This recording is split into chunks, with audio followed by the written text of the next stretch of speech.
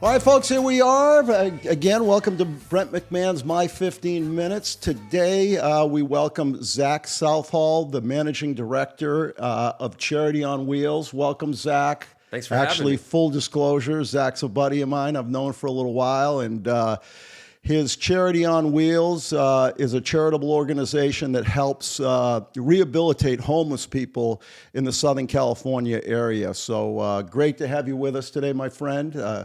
Good to have you here. Absolute pleasure. Another so happy to beautiful be here. day in Southern California, and Zach and the work that he does is tremendous. As I mentioned, I've had the opportunity to know him for a little while, and I think, Zach, you're celebrating your 10-year anniversary this year with Charity on Wheels. Is that correct? Yes, thank God. We've been doing it even longer, but 10 years as a 501(c)(3).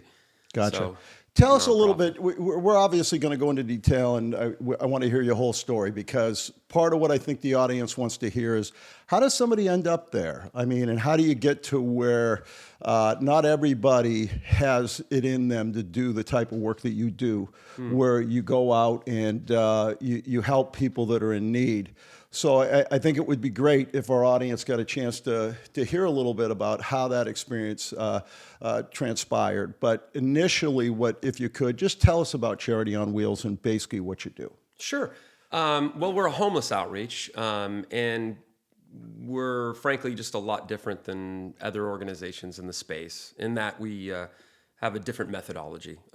We don't just give people stuff. We've found that doesn't really work, number one, and then number two, sometimes you can do a lot of damage that way, unfortunately. So our motto really is hand up, not a handout. So it's helping people who are ready to help themselves. I found over the years of doing this work that unless someone is motivated to change their situation, motivated to make better decisions, it's counterproductive to kind of spend resources or pour resources into people and give them stuff if they're not ready. And that's that took a while to come to that truth, but there's a lot of wisdom in it. So and again, partly we have to be good stewards of the resources we do have. We're not we're not government funded. We don't have all the money in the world, so we have to be really careful with the people that we choose to invest in. So those folks have to be ready to make a change before we can really make an impact. Yeah, and that makes sense. And you've obviously, like any business, you're better at year 10 than you were in year 1. And you've had this chance to kind of go through, and I mean, how many charities get to do that for 10 years? Right. Do it hands-on.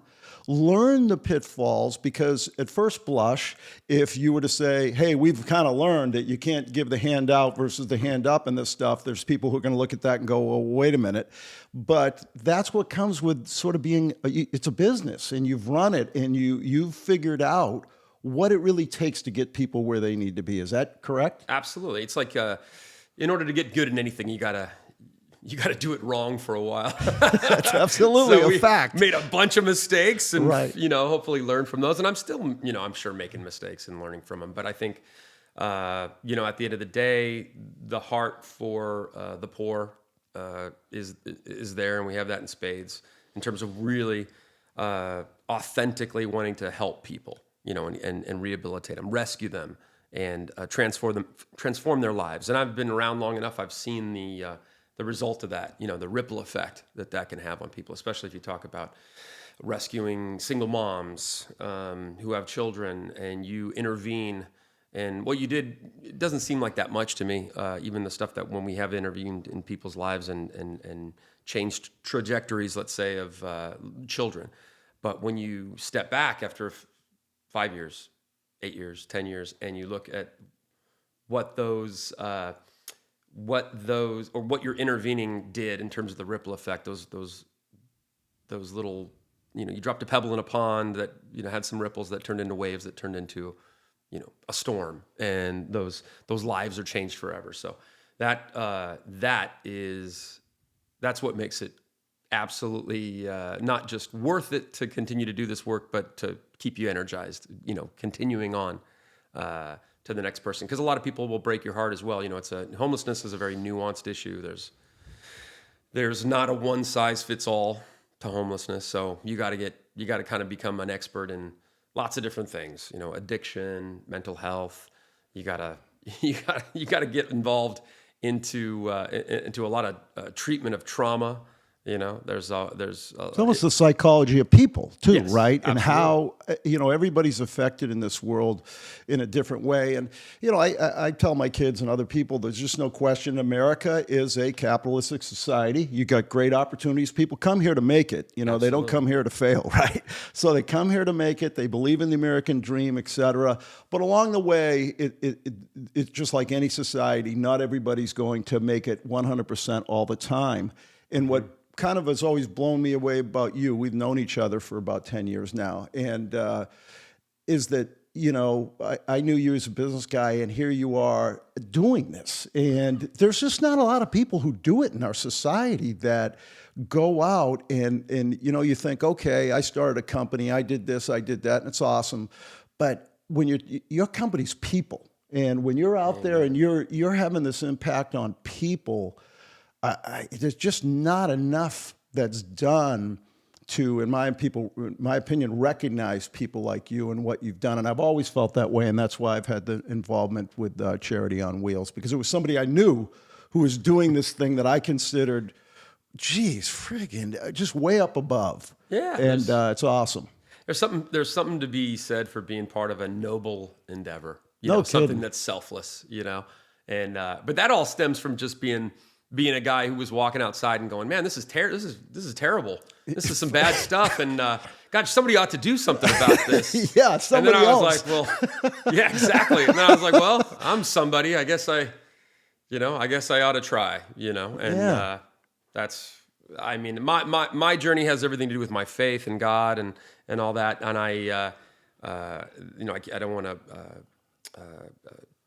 try to diminish that in any way. My faith has everything to do with what I do. Seeing people, no matter what state they're in, seeing them as made in the image of God, that really changes things. Mm-hmm. When you're seeing somebody who is now, I don't care what color you are, what socioeconomic path you're on, whatever that is, you start to see people as your brother, your sister, your mother, your father. That changes things. You treat people differently. So that's everything to me.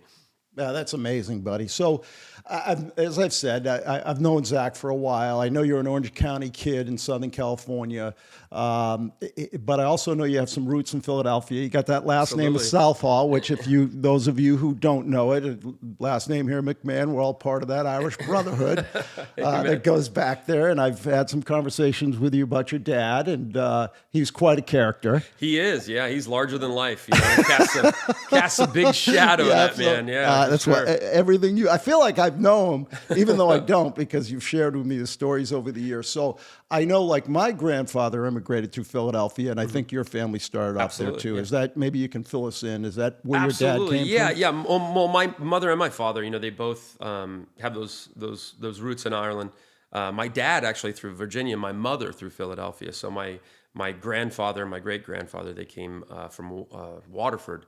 Is where my great grandfather's buried, in Waterford, Ireland, which is like the southernmost tip of Ireland. It's like the it's famous for being the earliest Viking settlement in Ireland. Gotcha. So like a lot of Irish people aren't that big of people, and here I am, 6'2". Big dude. Yeah, Yep. and my brother's 6'8". My other brother's 6'7". They're massive guys. So a lot of that they attribute to that the Viking gang in there, that blood, coursing through the veins. My dad's a big guy too, but when we do go back east or I'm with my family, the Irish, when I'm with the Irish, they're always like, look at the size of you, they're always marveling at how big we are. And I never knew that was even a thing until I learned more about my heritage and, the family in Waterford and all that. So yeah. And then they came in through Philadelphia, my mom's side of the family, and then my great grandfather was a horse doctor. That's a weird thing, right? Yeah. And did that, and then my grandfather, he was a pilot in World War II. He was actually POW in World War II. He shot down over Memmingen, Germany. We have a big military heritage. The Irish love to fight. I mean, what are you going to say? No. What are you going to say about it? Really? You know, yeah, it's crazy. And then my father, drink. exactly, and drink, and they do both of those things quite well. Very well. I'm telling you, yeah. Yes. So he was a POW in World War II. My father is a combat veteran in Vietnam. You know, he's got tons of medals, been shot, stabbed, and blown up, and did 2 tours in Nam, and it's just a rough, tough dude. And then my son has carried on that legacy. Now he's a Marine. He's attached to recon. He's doing lots of crazy stuff. Just got back from his first deployment. Yeah. Whether it was in he was all over the place. He was in the Philippines training their special forces guys and their Marines, and he was in Singapore. He was in South Korea, training their guys, going around training all their special guys. So to see that legacy is kind of cool. I'm the only guy that really didn't go into the military. Yeah, but you're thing. doing your part, buddy. Yeah. I found a different way to make a difference for sure. But I do understand that whole, like having a father that casts a big shadow. Oh, yeah. Trying to get out. I mean, my dad is he's a war hero, amazing guy, you know. Yeah. And he's got that personality. He does. He most definitely does. Yeah, he was my hero growing up. All the kids in the neighborhood. My best friend, a guy you met, John Collette. Yes. Who was we always idolized my father, idolized my grandfather. Wanted to be in the military, wanted to be special forces guys, and he did. Yeah. You know, he was in Black Hawk Down, all that stuff. You know, and he became an airborne ranger, and then went into doing other special forces stuff, and just had an illustrious career. Has the same medals that my father has from Vietnam. It's really interesting. And they are still very close, which is just such a cool thing. You know, and now to see my my son kind of following those footsteps, I'm very proud of all that. But yeah, thankfully though, I found girls and music and went a totally different direction. And so did I, buddy. It's all good. So what motivated the dad to come west? I started off on the East Coast and came west. I had my reasons. What was the thing for your dad? Why did he? Well, my father, he's his father, who also served in the military, was served in the Pacific. He was in the Navy. My family, both sides, pretty poor. You know, my mother was in a Catholic orphanage in Philadelphia. Oh, wow. Had gotten out. Her and her sister. Eventually, my grandfather came and got them and brought them to California. That's how she got here from Philadelphia. My father from Virginia. Similar thing, military. My uncle, he ended up getting stationed out here at Pendleton, and the whole family just followed him. And it's a big deal. A lot of people come out here from a military perspective. They get transferred and they start their lives out here, and they figure out, hey, this isn't a bad place. No, not at all. And they were just dirt poor. Just they were cleaning office buildings at night and doing stuff just to kind of make it happen, survive, and but had that, you know, that strong Irish work ethic, you know, that you have, that I know you have, and I have. You know, we're just kind of like. It just, we don't know anything else. Got to make it happen. Yeah, you got to make it happen. Yeah. Just like laughable when you get involved with people who don't have that ethic. And then you're like, wow. Me and my brothers were always like, we fight with each other on who could outwork. He's like, maybe there's one guy that could outwork me, and it's probably you.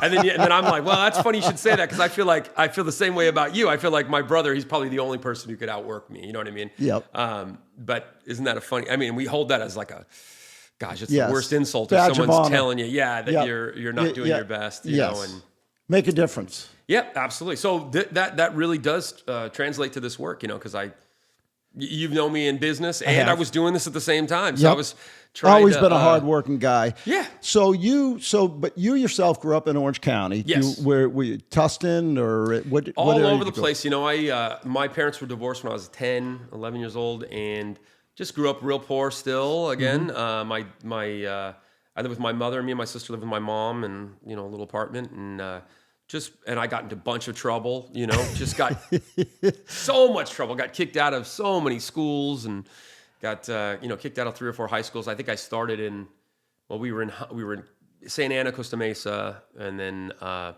Santa Ana, Costa Mesa. Went from there to Huntington Beach.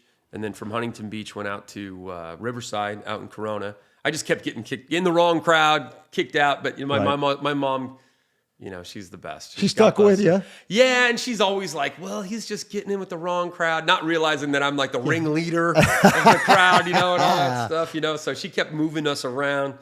trying to get me away from this bad element, not realizing that I was the bad element, kind of a thing. Was there anything that really influenced change? Because, I mean, I obviously meet you later in life. You're the opposite of that, if anything, and real patient, good guy.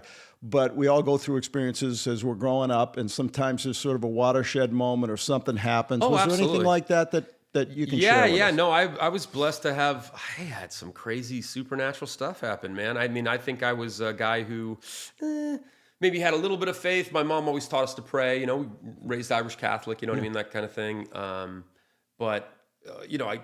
I would pray to God, but I was always like, this could be real. This could be, a bunch of BS. I don't know if this is like a real thing, but, fast forward, getting into all this trouble, getting into, drugs and gangs and all this stuff like that. I had, this one night, this was a real epiphany moment. Again, I'm leaving with my mother out in Riverside, Corona area. And I was going out with these really bad guys who were out there, doing real bad stuff, robbing and stealing and doing all this stuff like that, and drugs and this and that. And I had really kind of got sucked into that. I feel like I want to say I wasn't as bad as they were, but maybe I was. I don't know. But I found myself one night, I like a regular weekend, guys had picked me up. We're out doing our drugs and people are stealing stuff. And we would meet at this one burnt out house, basically. Not a house. It was a commercial building, and we were like in the bottom of it. In the belly. In the belly of it, yeah. Real nasty. Just all walls with graffiti and trash cans on fire, basically. Picture that. You know what I mean? Going around. There was a lot of guys, spent time near the railroad tracks. Yeah, that's pretty much it. Yeah, it was by the railroad tracks for sure. But we were in Riverside, and I remember there was a plate of drugs going around, and this is the middle of the night. This is 3 a.m. or something, and it's going around, and I was in a hurry to do those drugs. And we would kind of every time it was kind of the ritual, and this is probably 1, 2, 3, 4, 5, 6, 7, 8, 9, 10, probably about 10, 12 guys in a circle, and I'm watching this plate, and I'm pissed because the plate started to the left of me. It's getting smaller as it's coming to you. Well, yeah, and I got to wait for everybody, for it to go around to everybody. And I'm like, come on, pick it up. I'm that guy, I'm yelling at these guys to hurry up. Get it going, get it going, get it going. Texas Hold'em, and you're in the wrong blind. Let's go. Yeah, precisely. But I tell you, it was going around, and I'm looking through these flames, and this is just such a weird thing. And I was stone cold sober. That was why I was so angry, Right. Stone cold sober. So this wasn't like I had a, LSD moment or something. You know what I mean? I was sitting there, and it's going around, and these trash cans are on fire, and they're doing their drugs, going around in this platter, and it got around to the opposite side of me, and I'm looking at these guys, and all of a sudden, at first I thought I was looking through the flame kind of thing from the trash can, but their faces changed. They looked like scary, like demon kind of things, and they were flashing into this different looking face and then flashing back to themselves, and I was going, what the heck is this? And it was freaking me out. It made my heart stop, basically, and it was kind of going around in that same plate, and the same thing was happening to some of the guys, I would see their faces change, and other guys I wouldn't. And by the time it got to me, I was like, I'm good. Yeah. And that was the first time I ever turned down drugs, really. I was like, you know what, I'm good. And they were making fun of me, giving me a hard time for they were like, you were making such a stink out of this whole deal, and you're giving us a hard time for hurry up. And then it comes to you, and you're like, no thanks. Right. So then immediately all those guys, they all turned on me. I was in high school, and they suddenly I saw them talking about me like I was a narc. I've been hanging out with these guys forever, doing drugs with them every weekend. And all of a sudden they're talking to me about how I'm the B word, I'm this and all this stuff. Sure. And then I had to bribe these 2 guys to give me a ride home. Oh my God. And it was such a crazy telling moment that you really kind of knew what you had. I begged them to drive me home. And I said, hey, I've got drugs at home. I'll give you all the drugs I have at home in my little box under my bed. And they were like, calling me names and this and that. And they took me back home, and I got home. It was such a weird, so surreal to think about. My father had driven. He'd lived in Mission Viejo. He had driven all the way out to Riverside because I had already gotten in a bunch of trouble. I was getting kicked out of another school, all these things. Right. And my dad was talking to my mother about, I'm going to take him. I got to take him. I'm the only one that's going to, he's the only person I'm afraid of or have any kind of respect for in the world. Right. You know what I mean? Because he's just such a scary dude,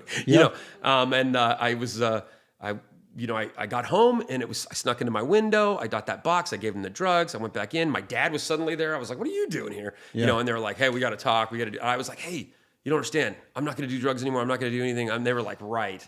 They were like, because I was a good talker. Boy cried wolf at that point. Yeah. But I was like, man, something happened. And then And then after that, the next day I went to school the next day. It was the last day at that school. I went to school the next day, and those guys, I remember I got into a big fight on the bus with the guys because they were calling me this and that. Big drop down, crazy fight. And then there was a couple gangs out there in Corona, in Riverside and stuff these guys were part of, and then people were afraid for my safety. Like some of the teachers, I remember I was sitting the teachers were afraid for me because I just beaten up a bunch of these guys, and then they had me sit in the principal's office, and they wanted me to be escorted to the car because they thought these guys were going to jump me on the way to wherever I was going, or whoever was going to pick me up.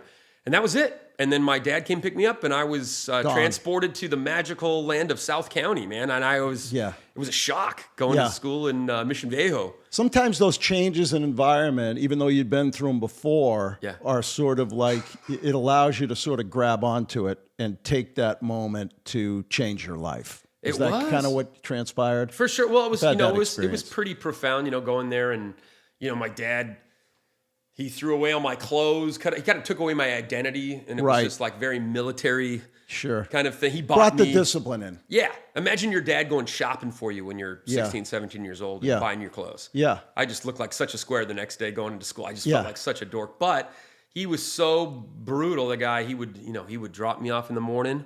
Yep. The man saved my life, really. He dropped me off at Mission Viejo High School in the morning, and he would threaten my life.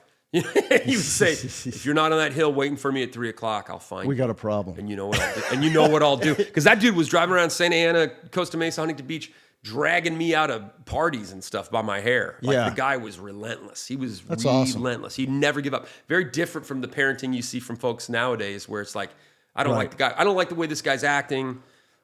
I don't want him to be part of my life anymore. Or he's, going down a bad road. I'm going to let him go. Yeah, reject him. Yeah. Whereas my father was just like, you're my son, and I'm never letting you. Like, you're going to be who I want you to be. You're going to make it through this, or you're going to die. Yeah, and he was just crazy. So you were down there with the Diablos in Mission Viejo. Yeah. That's a good high school. Oh, it was great. Today they got a great. It was shocking to me. I mean, program. all these white people, and I was used to being called white boy my whole life. Hey, what's up, white boy? What up, white boy? White boy Rick. Yeah, pretty much. And it was a really different. It was a big change of pace, man. To have all these really, everyone had cars. That was weird. Nobody I knew had a car, really. I had like one friend who had a car. There's something about South County. I went through a similar experience. I came out from Boston, lived in Northern California. My mom had moved from Boston to Southern California. And I remember coming down here. And Northern California was great. There was something about the way people were living in Southern California that I think for some of us, we look at it and say, hey, man, I got to compete here. This is people here are living pretty good. Absolutely. So in a way, it for some, not for all, it's kind of a motivating place because you better dig in and try to make it happen here. Or it could get it's a challenge. I'll tell you, I was so the thing I loved about especially just Orange County in general, I love about Orange County, especially being a guy who goes has gone back and forth to Philly and stuff. Just there's none of the. It's a big melting pot.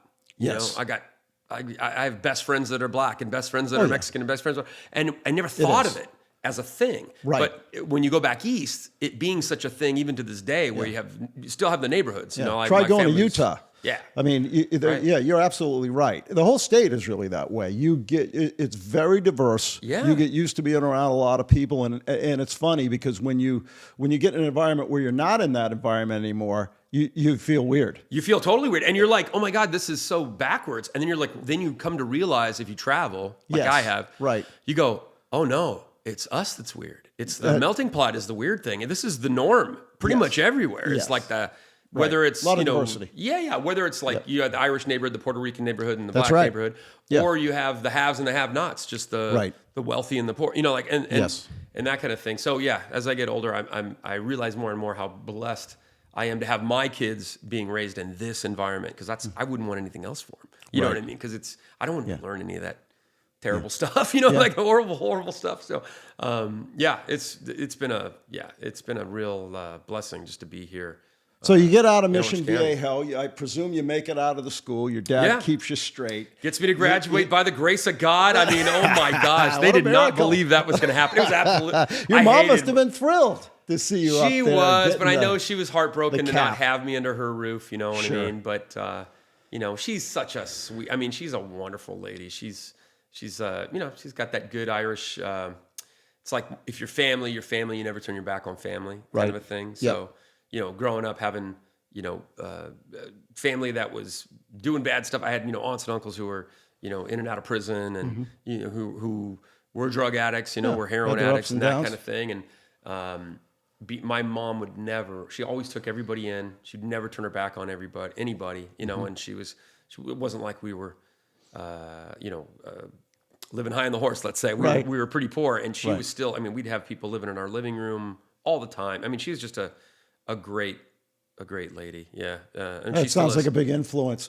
So you get out of high school. Do you start working right away after that and get into the workforce? And, Well, at that time, you know, I thought I was gonna be a rock star. So I was. that's right. I was touring with different bands and stuff in the '90s and doing. It was all the you know like grunge scene and stuff. Before when I was younger, I'd been like punk rock bands, and then you know, guitar player, right? Yeah. And a singer. Yep. Right. Yep. Originally, I started playing guitar when I was like 10, 11 years old, and my dad, my mom, you know, they really wanted me to. I was playing classical guitar, so they wanted me to go to Juilliard and really be. And I still play classical guitar. I love it. And but at that time, you know, I think I was on that path, and I was really excited about that until I was about 14, 15, and I discovered girls, and then I was like. Whole You new know, curveball. I don't want to. Playing classical guitar was not it. I wanted to be in a band. You know what I Right. mean? And that was the thing. That so. was the beginning of the rock star. Yeah. So first it was like hard. I was pissed. I was an angry young man, and I was in, like I said, punk bands and hardcore bands. I started a couple bands that are still playing today, that are still out there doing crazy stuff. God bless them. My buddies. I started a band with my buddy Shane when I was So about 15, who would have and- been who would be a comparable to who when you kind of hit the peak as a band? Who did you kind of model yourself? Who would be a good comparable out there, man? Well, we were Was it like trying to Social think. Distortion, or was it? No, it was more like, well, initially I was, like I said, I was in these hardcore bands. So one of the bands we were in is called Phobia, or that I started with my buddy Shane. And it's like a death metal grindcore, whatever you'd call it. And they're still on tour and doing their thing, you know, and they're very big in that space. You know, everybody, I had some guy at the, this is kind of funny. I had a guy at the church the other day. I play music, but I play music, worship music at the church. And I had a guy the other day that I'd hired. He's a cellist, and he actually was asking me about, was it him? Yeah, it was him or another guy that I'd hired, and they were both really into that music. Yeah. So they were like, couldn't believe that I was who I was, you know what I mean? Right. And they wanted me to like sign their albums and stuff, their old Phobia albums, you know what I mean? Because I was like a founding member. They're like, oh my God, you know, like couldn't you're in believe Phobia. it. They couldn't believe it. Yeah, they were so like, this is so weird. This is so crazy. If I bring some albums, would you sign them? And I'm like, yeah, sure. You know, so then they're signing these albums. So, but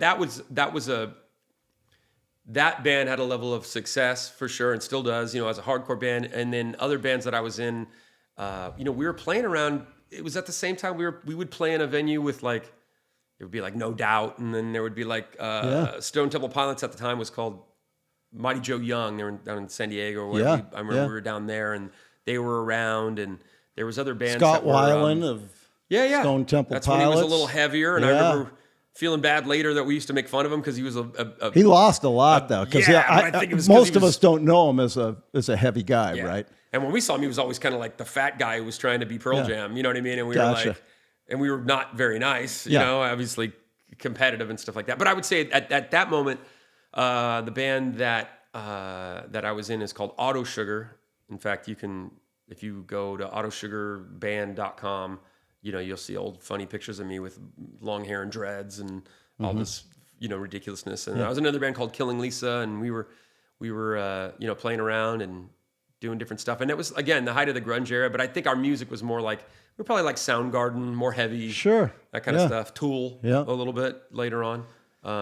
In fact, those guys, I remember people bringing me like tapes or something of Tool when in LA, and they're like, "Oh, these guys are ripping off your sound," which is funny to hear now or to think about now because they're real big and Absolutely. you know. And we, but yeah, I was headlong into that. I was working for my father, running his construction company. Luckily, I'd gotten into marketing. I'd gone done some schooling for marketing, and I was really into that. And it was more so Yeah. because I wanted to promote my band well. Was the thing. That was the original motivation. That was the motivation for sure. I had saw another band that when we were playing. They were older than us, but Jane's Addiction. Sure. And they had done some good marketing themselves. They had put out their own little video, bought ad time, and put it on to local cable in LA. Yeah. And that's how they got noticed. And that's how they got their first big deal. From my perspective, that was that's a great how band. it came. Yeah. Yeah. I was a big fan. So I was like, oh man, I got to learn more about marketing and that kind of thing. And then that went, I was on tour and doing different stuff with bands and, was just thought I was going to be a rock star because people were getting picked up that were in our kind of that scene. The dream was still alive and well. Like I never thought we had I shared a house with guys that were in another band called Spigot, and they were real close with No Doubt, for instance. And but I thought No Doubt was going nowhere. They had put out like 6 or 7 albums. They went nowhere. I thought so when they were recording Tragic Kingdom. I remember they were asking us to come down and hang out at the studio. There's free beer and a pool table, and we were like, I don't want to drive all the way to LA. Who knew? And then we never saw them again. Unless you went and paid, $100 for a ticket or more, it was right? like such a weird overnight thing. And then that happened with a couple different bands where they were like, they got big deals, and we just thought we were going to be the next band to get picked up. And right in the height of that, I met my wife, and that changed things. Sure, that changed things. I had been working. I had a good buddy who was in the band with me. His name's Michael Foote. Great shout out to Michael Foote. He's an awesome guy. Changed the trajectory of my life as well because I was working for my father. Yep. He was working in finance. He was working for a company, Lehman Company, gotcha, and called B&C Mortgage, and he had been in finance, and then before that escrow all his life. I mean, he was just knew everything. He was a real smart guy, and he had come down. I was running my dad's office down in San Diego or Solana Beach area, and my buddy Mike was on his way to go to, I think, a conference or something, to go to San Diego, and he wanted to have lunch, and I was like, yeah, stop by and get it. And he came by, and he saw me talk to clients and sell them on something I didn't even have in the store, basically. We were in my dad has a construction company that did like central vacuum systems and security systems in new construction, and stuff like that. Sure. And I sold like a vacuum cleaner while he was waiting. I was like, oh, customers, I can't leave yet. And he's like, can you wait for a minute? And he watched me sell like a hyperallergenic vacuum for like $4,000 to some people and take the check and not have the vacuum in the store. Yeah. And just tell them everything about it and how it worked and how great it was. And I was a good salesman. So you were hired after that. He goes, you can't work here anymore. And I was like, what are you talking about? He's like, you got to come work for me.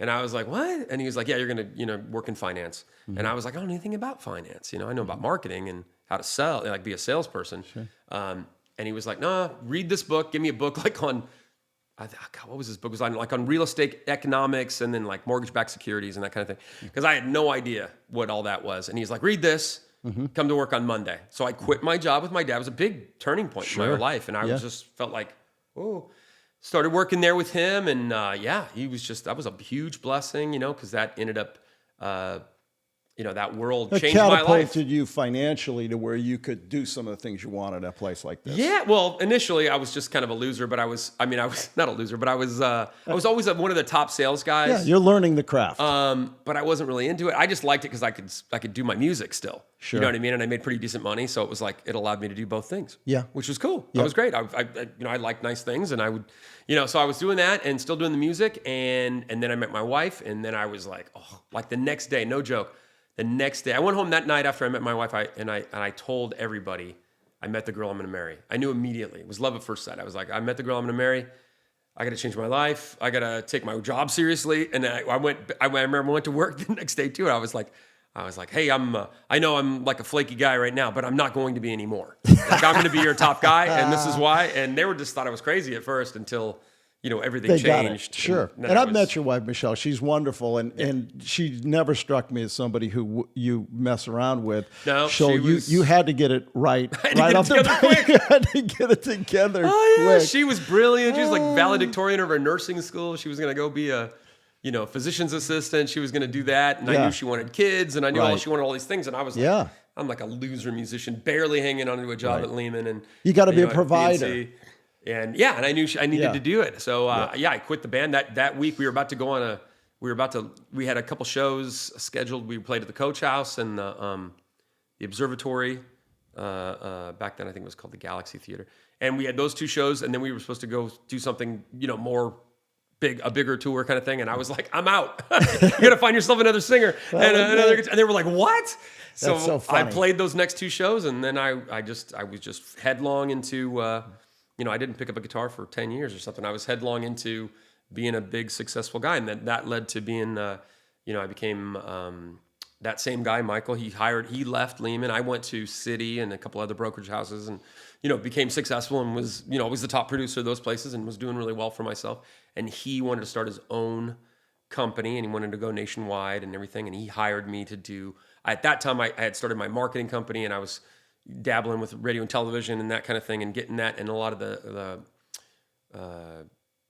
that space was starting to get taken up by finance companies and such. So we were consolidation, sure. Yeah, and people were like, so there never been people on the radio advertising refinance your home loan. That had never happened right before. So no one. It was a weird space to be on. It was like cutting edge. Coming out and having all those guys, come out kind of roughly around the same time. You have like quick loan funding. All these, green light, and not, sure, all of a sudden they dominate it today. You hear them all the time. Absolutely, and before, back in this is, 2000, early 2000s.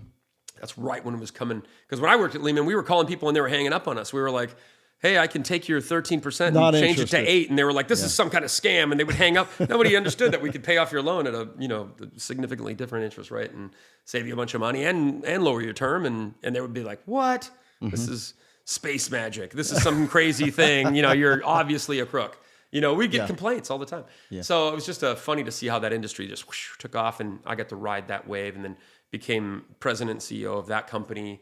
That became we were national company, national finance company, and just did really well. Got to the point where we were going to become, we wanted to become a bank, so we were trying to get our bank charter. We were doing all that to do that, and then we had the big collapse meltdown, in 2006, 2007. Hey, real estate in California it's a big dynamic, man. I mean, it's just unbelievable how many people have. It's a boom and bust, but I'll tell you, it's sure made a lot of people. I mean, it's an entity upon itself that's incredible. One of the things you mentioned too was meeting Michelle and how that changed your life. I just think it's funny how many young guys and women, the trajectory of their lives does change when they meet that. You're kind of going through life, and you're trying to find your way, and you could interview people over and over again, and they meet that person, and that's sort of what takes them into all of a sudden your goals are going to be you're going to have a family and these type of things, and it kind of just has a life of its own, how it develops. It's a wild thing, to go from one day having all your goals and aspirations wrapped up into one thing. Yeah. And the next day, boom. Everything changes. I had no desire, and so I never. Yeah. That's kind of a built-in mechanism that I guess we got as men, you must have from the developer there. Yes, exactly. Absolutely, that's interesting. So you and obviously you and I had our business experience when we worked together. I got to see firsthand. This guy is incredible. I mean, we had a nutraceutical cosmetic product that we developed together, and Zach did the design. He did the labels, he did it all, man, and it was one of the most successful experiences I had, and so I'm very proud of all that stuff. Very proud, and you're a very versatile guy. So we get forward, and we talked about how Charity on Wheels is now at 10 years. This is their 10-year experience. So you were in the business. We had the meltdown, and it takes a while before you get into the charity. How did that start? And that's another God thing. I had kind of a supernatural thing. I had, when everything crashed and I basically lost all my money, I lost all my house. I thought I was ready to retire to having to find a job. Yeah, it was pretty crazy. But that pretty much happened to a lot of people, man. right? I think so, but I think ours was special. Ours was a special kind of collapse. I made a lot of terrible decisions at a very crucial time. I really thought, I was just real arrogant. I'd made a lot of money. And all been there, buddy. Yeah, and I just thought I knew better than everybody else. So, I ended up buying out partners and trying to hang on. And it's funny because what that really is about is that faith in a way. It's kind of you could call it a blind faith or what have you, but I think it more speaks to when somebody really believes in something, they're going to go all the way. Oh, You're absolutely. going to have a hard time stopping them, and they're either going to win or they're going to fail. But one thing you'll never be able to question is their commitment and their effort. Absolutely. And I really, truly believed in my ability. You know what I mean? And Absolutely. I had not yet, I hadn't been humbled, let's say. I hadn't had a loss, really, you know, Yeah. like a big loss. Yes. So this was a humbling on a grand scale. It was amazing. But that, you know what, as you look back, sometimes you're on that trajectory and that you're on the success, and you know it doesn't always, you know, that may not have been the end result that you were looking for. Oh, absolutely. And so you wonder to yourself, you know, as far as being a person, the experiences you've had since then, that what have you got there without that change? Absolutely. No, you're absolutely right. In fact, I often say to people, especially former business associates who have done very well for themselves, killed it. Yeah, still very, and they look at me like a Rubik's Cube. They don't know what I'm doing. They're like, "You're doing what? Yeah. You're working with homeless people? Like, where's your Rolex and where's your S500? You know what I mean? Yeah. Like, what are you doing? Right. You know, and so yeah, that. But I can honestly say, man, losing all my stuff, losing all my money, and all that, it saved my life. It really did. It saved my life. I can't imagine what I was not a very good husband, and I was not a good father. I was working nonstop. I worked, you know, I would see my kids when I would feel guilty and just come home or take a day off or take an afternoon off and take them to Disneyland or something, spend a bunch of money on them and spend some condensed time with them. And then I wouldn't see them again for weeks. You know what I mean? I was coming home too late, tucking them in basically. And I'd have a little bit of time with them, but I was just not, you know, who knows I don't think my marriage would have made it. I don't think, you know, I was just, yeah, we need a second life. So hopefully they'll come up with this longevity thing, right? Yeah, right. So I'm into this anti-aging because I got to tell you that you're 100% right. Your life can go by. Yeah. Your kids are grown. And you miss it. Yeah, and no matter what you got, you're looking back and you're going, you know, how important was that I missed some of that opportunity. So good for you that you got a chance to get involved and spend more time. So you're gone through this process. You've kind of lost things. You're starting over. Yeah. Most people, when faced with that adversity, are just going to be in a panic to try to get whatever they can done.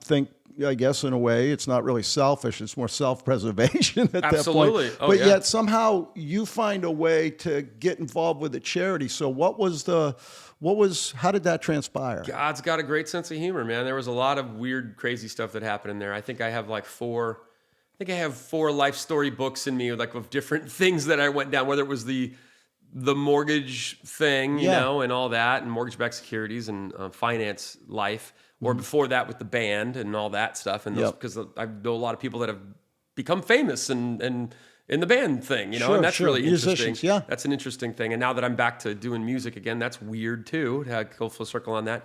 And then after we lost everything, no one was hiring anybody in finance, right? So we lost everything. I didn't have a job. Thank God. Our house got foreclosed on. We lost everything, you know. And so you were close to being homeless yourself. We were absolutely. So was that kind of how it all started? Well, maybe it gave me greater empathy. I think God has a plan in all things, and maybe that's part of it for sure. I definitely was not as arrogant as I had been before about people getting in bad situations. But luckily, I had cash, and I paid a guy off basically to move into a place, and we had a house in Anaheim Hills that I thought just was crap, but it's probably nicer than the house I'm in now. You know what I mean? It was I did a land contract with him. I was going to buy the place, but and I just had a bunch of cash, but I had no job. So then I had to go, and then I had to go on finding a job. Thank God I had a background in advertising, and I had gotten really into web-based advertising. So websites and different digital whole new advertising. area that was developing and booming. And no one knew anything about it, really. Right. The only reason I knew a bunch about it is because I was just trying to develop a cheaper lead. Because I was selling advertising in my advertising company. I had my finance company, I had an advertising company. And I was trying to just develop a cheaper mortgage lead at the time, really for myself, for my own company, and for other companies that we were doing business for. Gotcha. So I really got into, you know, search engine optimization and digital advertising. So I ended up becoming the director of SEO for a company called Freedom Communications, which owned the Orange County Register and the Gazette and all these company. 300, 400 different newspapers. Yeah. So I was in charge of their making stuff for their print sales guys to sell that, Gotcha. and teach them how to sell interactive, digital media. So that was a huge godsend, a huge blessing. I mean, that was years ago, and I didn't appreciate it. Didn't appreciate my job. I was just like, oh, I can't believe I'm doing this. I can't believe I have to not be the boss and listen to somebody else. It was horrible. Hard. It was hard, man. It was a humbling thing, and I go in there and it was a wonderful job. I had a wonderful job, and they paid me a bunch of money, twice as much as I make now. And I didn't appreciate it at all because I had made, so much more the year before. And I was just like, this is terrible. So I didn't appreciate it. I was with them for a couple of years, and then some finance guys, friends of mine, had gotten me to do some come back into kind of the finance world. We were going to try to buy TARP assets and modify those loans and then resell them and do this whole thing, and kind of got sucked into that. More of a whale hunting expedition than anything else. But, it paid the bills, and I did, again, made a lot more money than I did that. And then I worked for a law firm after that. I was director of operations for a law firm, a national law firm. Took a law firm here in California and took it national, doing radio and television advertising and the website stuff and all that stuff, and running big sales teams and that kind of thing. So I was just blessed to have these really cool experiences, still in corporate world. I was always I was blessed. I was always a director of operations or a president or a CEO or what, I was always up there doing something. And the homeless thing came as it was one of those weird. I mentioned that weird kind of moment that I had with the drug thing, and then that was a weird thing. And this was an even weirder thing. I suddenly was struck with really bad. I've always had a little bit of an insomnia. My mind just continues to work. I can't stop my mind from working sometimes. It's hard for me to shut down. So there's a little bit of that, but I went through this season where I could not sleep, man. God would not let me sleep. It was crazy. And then I started thinking I was losing my mind, truthfully. I started thinking like, oh my God, I'm going bonkers. Like, and it's probably for lack of sleep, right? So I just had this thought in my mind, and it was it was God basically. And at that time we were going to church. My mom, it's a Freudian slip there. My wife, not my mom. My wife decided we weren't going to be Catholic. That we needed to figure out what we were going to do. So we started going to churches, and that was a weird experience. I'd never been in Different churches. Oh yeah, and like having a church with like a guy with like an electric guitar and contemporary church worship stuff was just freaky to me. You know what I mean? Unconventional. I was used to like a Latin mass, and then all of a sudden we're there doing that. So anyway, we had gotten involved in a church, local church to us, and it was a place where my daughter went to school. It was a church end school, and Lutherans, Catholic light. What are you going to do? It was like there was a lot of things that were. That were recognizable, to me, and so it was comfortable. So we started going there, and at the same time, I'm getting struck with insomnia, still working for these companies in corporate world. My wife doesn't work and all that, so just paying the bills, or it didn't work at the time. She does now, but what happened was I got struck with this terrible insomnia and got it in my head that kept telling me to go out and take care of his children. And I'm like, what the heck does that mean? It was like a thought I had in my head consistently. And then one day I kind of realized that, he's talking about these homeless people I keep seeing. And I have having grown up poor, had no experience and no desire to help these poor people, right?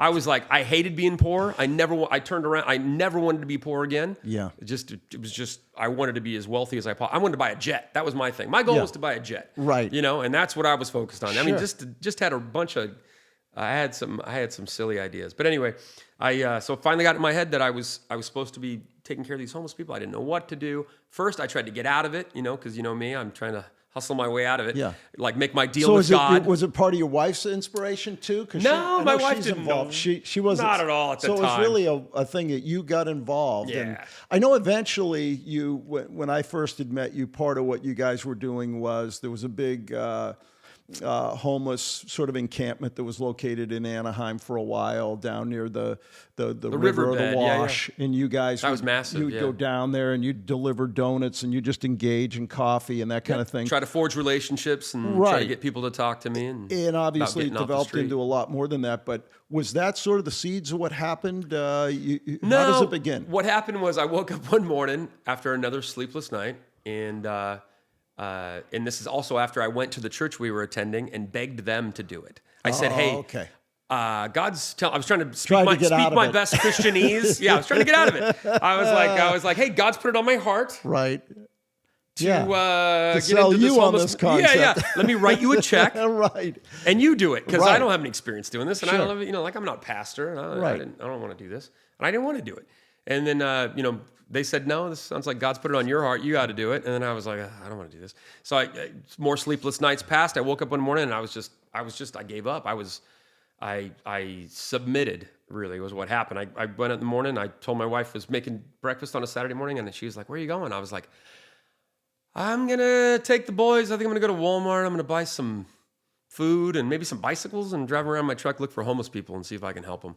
And she was like, what are you talking about? Have you lost your mind? I'm like, yeah, I think I have. I think I have lost my mind. But I started doing that. And then luckily at the same time, I had started getting back into music because through the church, they had found out that I had been this rock star guy and were asking me to do stuff with the music at the church. And I was like, I didn't want anything I thought Christian music was horrible. I thought it was terrible. God's got a great sense of humor, man, because now that's all I do now, right? So I just thought that, oh my God, that's where good musicians go to die, man. I thought that was just horrible stuff. And here they were asking me to do it, and suddenly I found myself doing it. And then I'm like, well, wow, maybe this is what God's talking about. He wants me to be like a worship leader, like a worship pastor. So I'm like, okay, so I ought to get better at this, And I was filling in for different worship pastors around Orange County.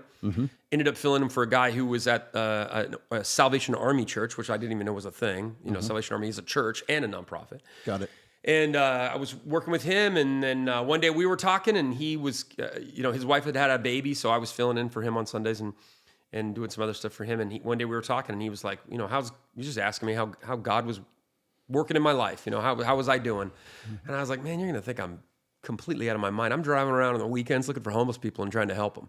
And he was just like, wow. Well, I got a buddy of mine you got to meet because he really could use some help. He is in charge of, he's part of what they called at the time OC 614, which was the homeless outreach for Salvation Army for Orange County. His name was Mickey Jordan. Is Mickey Jordan. He's an awesome guy. Hi, Mick. He's still works with me, still one of our guys. And he met Mickey, and he was like, hey, I have this outreach. We do street outreach during the week, and we invite people to this gathering. We call it a gathering, and we have food and access to resources, and there's always like a testimony or teaching, it's kind of like a church kind of service, but it's like a dinner. And from there, we try to pour into people, find people who are ready to make a change, and try to walk with them and get them off the street, whether that looks like getting into a program or whatever it is, mental health, or maybe it's just a job, whatever it is. We try to walk alongside them and get them on the street. So that program that he had initially basically started, he had done it in the Ukraine, actually. He speaks Russian, and his wife's Russian and stuff like that. He had done it as a missionary in Russia. Wow. And that's where, if you're homeless, you just die. You die in the winter. He was pulling street children out of the sewers in Ukraine, you know what I mean? Because they go down there and stay warm. So it just definitely a different perspective. But it was really his program that we've modeled after. Gotcha. Which is that program of relationship. Nobody cares about what you know until they know you care, kind of a thing. So once you have a relationship, it makes it easier for you to have a real conversation with somebody who's not going to BS you. Because you've met homeless people, you're trying to go into the store, the restaurant, and they hustle you. They tell you they give you their elevator speech, and they're trying to make money. They're panhandling. They're trying to get that little bit of whatever they can get from you. And so he was a great mentor to me in teaching me about mostly that it's all about relationship. That once you can have a pivotal conversation with somebody that's built on trust, that is authentic, they're going to tell you the truth because they know you care about them. Like I'm seeing, and the consistency is key. You can't do that. You can't develop a relationship unless you see the people regularly. So seeing somebody every week, it's different. I can go, hey, Brent, I've known you for a long time now, man. I love you. I care about you. I can't stand that I have to leave you here in the park again or leave you here under this freeway overpass. This is just stupid, man. You're worth so much more than that. You know what I mean? Like you have such potential and such a huge, you have a life in front of you that you could have that looks awesome to me. Could we talk about maybe what that looks like and getting you off the street? Could we have that conversation? So what does that look like for you? Sure. And then that's kind of the pivotal moment that you have with folks. And nothing's changed. I've been doing that for 12 years now or something. That's amazing. And you kind of got to get to that point where they they have that faith in you that they're going to trust you. Absolutely. And I've shared this with you before, and I think you kind of nailed it, where for the average person, I think that's not involved directly with a charity like this, our experience with the homeless is we see them, like you said, panhandling or outside of a 7-Eleven or what have you. And, you know, there's people who go, okay, I'll give you a few bucks, and people who won't because they feel like you said, hand up, hand down, right? And I think that's kind of the extent of the interaction. And I've shared this with you before. I had a really sort of life-changing experience myself that led me to understand this and be involved with it a little more. I had a family member who was somebody who I highly respected, who ended up developing an alcohol problem and actually, you know, had multiple DUIs, got convicted, just went from being like the best family member. This guy was unbelievable. He could play piano by ear. He was a medical representative and salesperson, and he was close to me, and he did a lot of different things. He was very talented and very, diversified in what he could do. And he got into his 50s, and I never knew him. I mean, we'd go out. I drank more than this guy did, right? I just never knew him to be a drinker. And then all of a sudden, and I think he was kind of a closet drinker, and then he got into this bad run where he got these multiple DUIs. And then, you know, the person that was associated with him in the relationship finally kind of just gave up, and he went homeless. And it was in Orange County, and I was still running a business, and every few weeks or a month, I'd go and I'd find him, in some of these places that you're talking about. I'd get him clothes, I'd put him in a hotel room, and I did everything I could, but it wasn't enough. He kept going back and developed these, same habits, and eventually he passed away, and it was a really hard process. And, everybody's involved in their own lives and you try to give. But so for me, after experiencing that and then knowing you, it changed the way that I felt about Charity on Wheels. I had this firsthand experience that took me away from being the guy who just pulls up to the stop sign or the 7-Eleven. It hit home to me.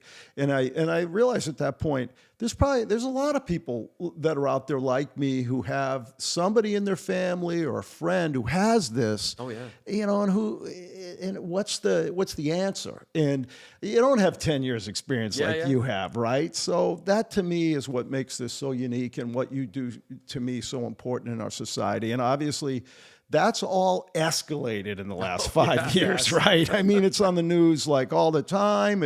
It's a big, big issue. And so to me, you've found yourself in the forefront of a societal issue that's major that you're out there making an impact in every day, Zach. So again, I can't commend you enough. So how do people, I know you've got an event coming up on, I think it's September 29th. That's right, yes. Your Charity on Wheels Gala. I've attended this many times. It's a tremendous event for those of you who may be it's in Orange County, California. Even if you're not, you want to get a ticket, you want to support. I think one of the ways they can contribute is to go to www.charityonwheels.com. That's right. And you can ask for either Zach or Michelle or email one of the representatives there. But you can also get tickets to the gala. That would be great. Which is this year it's kind of a black tie event. Fun. Can you wear a black shirt and a white pair of pants? Exactly. That's what my wife said. She actually wanted me to send something out that kind of gave better description. Right. We didn't want everybody to think they had to be in like tuxedos or something. But no, she said just it's a Any black and white combination Any combination is okay. of black and white. So you guys can wear whatever you want. But totally. I got to tell you, this is a tremendous individual who's doing great things. And anything else, Zach, you can tell us. I know you had the fireworks display. That was great. Thank you for supporting you that way. And I know you've accomplished a lot over the last 10 years. So today you have you got a facility that you actually help people at. So it's graduated from where you're going out and you're helping people. And I know there's been a lot of transformation. Maybe give us a little bit about how it's gone from where you were going out on the bicycles with your kids to where it is today. Oh, yeah. So we, like I kind of alluded to, we ended up partnering with Salvation Army to do homeless outreach, joining my friend Mickey in his weekly gathering format that they would do, that dinner gathering thing.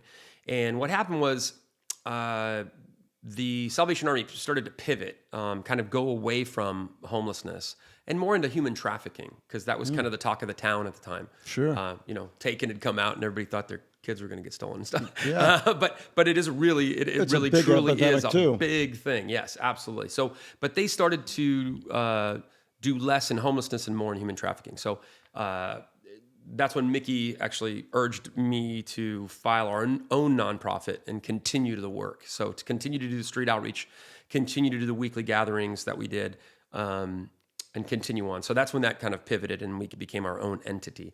And we still are partnered with Salvation Army. They're wonderful. They still do a bunch of stuff to help us. And I still have people that go out with me on outreach every week from Salvation Army, along with some other great people too, Mercy House, CityNet, a lot of different organizations in the space that, they just have a lot of good people. The thing that I would want to tell folks or kind of leave folks with is just that homelessness is a very nuanced issue. It's like you were talking about with your friend who fell into homelessness. There's so many stories that I hear over and over and over again that, it's a person who lost a job, then ended up, losing their apartment, then ended up sleeping on somebody's couch. And then that somebody got sick of them sleeping on their couch and kicked them out. Then they were in their car, sleeping in their car, still looking for work. Then they got the car ticketed, and then the car got repoed. Then they suddenly found themselves out in the park. They were homeless. It happened that fast. And I've heard that story a lot of times. So it wasn't an addiction issue. It wasn't any other kind of thing. They fell in hard times and they didn't have family to fall back on. And I've heard that story lots of times. And then once they were in the park, they got depressed, because wouldn't you? Sure. Right? Then they started turning to the drugs. Then they started turning to the alcohol. Just to Sort of part of the culture then. It's Absolutely. almost funny how you go back to when you said you were a teenager, when we were young and influential. Yep. We get influenced by our environments. So you're there and you're around these kids, you don't know where to go. This same type of thing can happen to the people who end up homeless, because you're in the environment now, and you're going to, when in Rome, you're going to do as the Romans do to some effect. Or right? you're just suffering, right? Right. You're suffering, and this is something that gives you some comfort. Right. Whatever it is. You Yes. might not have been much of a drinker, but now you are. Because Absolutely. being drunk, you get to forget about what happened for a little bit. Right. And what's become of you. Yep. And then being out there on the street, if you're on the street for any length of time, you're dealing with a form of PTSD, the trauma from it. Sure. Someone's tried to rob you. Yep. Someone's tried to rape you. Yep. That's happened. Yeah. That happens all the time. If you're a woman, it's like, it only takes if you're on the street for more than 3 weeks, it's like you are dealing with a pretty extreme form of PTSD. So getting you back integrated into society, it takes time, and it takes people to walk with you. It's not just like, oh, we're going to throw you in a house and everything's going to be okay, and you're going to go back to work tomorrow and everything's going to be great. Yeah. No, you've got some serious issues you got to work through before to graduate to that step. So I think that's something that if I could leave your listeners with anything, it would be like, it's the old adage, like walk a mile in someone else's shoes, kind of a Absolutely. thing. There's a lot going on there that you don't quite see. Sure, there are tons of people, and I'm the first one I think that's why I'm good at what I do. I look at it like a lot of these people, they've made bad choices over and over and over again. Right. Right. And to get them to where they're at. That's Yep. true too. Sure. Two things can be true at the same time. That's true. You know what I mean? And Yep. no one's beyond redemption. I've gotten people off the street after knowing them a couple months, and I've gotten people off the street after 7 years Wow. of telling them every day that they can change their life. You know what I mean? So there's a lot there. There's a lot there. So I would tell people it's not as simple as you think, in looking at it. And I'm a guy who's really tough on people. Having grown up in it, having Yep. had drug addicts in my family, having had people in and out of prison in my family, and now dealing with those same people. Yeah. You can really, you can really see the grace of God in that person who's a lifetime criminal, just out of prison, but who redeems himself and, with for me, the help of God, redeems himself or is redeemed and starts walking a different path, and then starts helping others. I've seen that, and I've seen people who, again, just were the complete opposite of that. Were nurses, and I want to say I've even met doctors who become homeless and got addicted, let's say, to fentanyl. You know what I mean? And that came from the result of an injury they got. Right. And they were trying to wean themselves off of this or that drug, and they just couldn't. And then they got desperate, and then they got hooked, and then it was like that it just happens so fast Yeah, sometimes. society's not that forgiving. I mean, Oh, yeah. this is not easy yeah, there's the edge. You got to work, you got to get out there, you got to hustle, but it's not unexpected that people would fall through the cracks and run into these challenges. Absolutely. And I mean, so Zach, again, we talked about the gala. How do people, and believe me, this guy's the real deal. This isn't one of these, fly-by-night deals. He's been doing this for 10 years. He's the real deal. And, there's a million different charities out there that people support, but this is an important issue. And so, Zach, how do people reach you that want to help, whether it's not always money, but if you want to donate the money, where do they go? Great. Yeah, just go to charityonwheels.com and you can go through there. You can get in touch with me through there or through any of the social media channels as well. And again, even if it's advice, You'll take it. I'll take it. I'm always looking to get better. Yeah. We're not government funded. We're all privately funded. Right. We depend on this gala, for instance, for like all of our funding. We have no full-time employees. We are really trying to help this problem. And I feel like we have a program that works. It just takes longer and it takes more of an investment in people. But I'd love to multiply it, make it bigger, and do more good, because we really are. When we get somebody off the street, they stay off the street, and that's the difference. Yeah, so if you're the mayor or the governor and you're out there in a state like California and you're struggling, you're going to do hotels and you're going to do this and you're going to do that. Hey, you know what? 10 years experience doing this privately. Maybe the way to go is to talk to a guy like Zach. I'm just saying. Somebody who's done this for a long time. So feel free, give him a call. Zach Southall at Charity on Wheels. Again, Zach, thank you so much for coming in today, buddy. Thank you. We really appreciate it. And, Brent McMahon here with Brent McMahon 3. So, there's no question, guys. I've been affected by this personally. It was with a great deal of pride that I had Zach on today, because I think this is a real issue and everybody knows that it is. The homeless epidemic has become a real issue in our country today. And one way or another, it affects all of us. I think most of us go about our daily business and have little to no interaction with the homeless. And for those of us who have been impacted, it can be a very difficult process to deal with. My personal belief is that if we do more to assist and help organizations like Charity on Wheels and Zach that have been doing this for 10 years, we can help countless people get back on their feet. God bless him, and God bless Charity on Wheels, and God bless you guys that are out there helping people like him and his organization. So Brent McMahon with Brent McMahon 3 at TikTok, Brent McMahon 3 at Instagram, and Brent McMahon's My 15 Minutes on YouTube. We appreciate you joining in today. And again, if you have any tremendous guests out there like my friend Zach that you want to recommend, you can email me at brent@my15min.com. And again, signing off, this is Brent McMahon, over and out.